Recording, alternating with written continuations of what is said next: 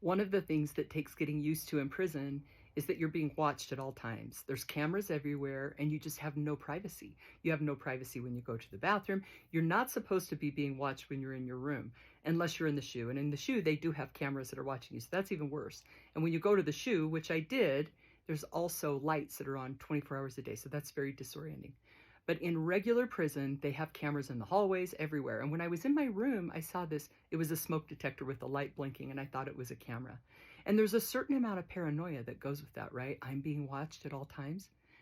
But I found out later that a lot of those cameras don't work because there was an incident in a hallway and we went back to the counselor and asked him to review the tapes and he goes, oh, those cameras haven't worked for years. So I guess the cameras were there more for everybody to be aware that we could be being watched. But at Dublin, they've closed that prison down now because officers were having sex with inmates.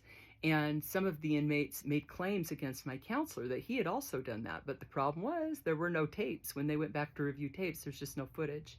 So that seems like it's not really a great policy for a prison to have cameras up but not have them working. But that was the case at Dublin. When I was at the county jail, same thing. There's cameras everywhere. I felt like I couldn't even shower without being watched.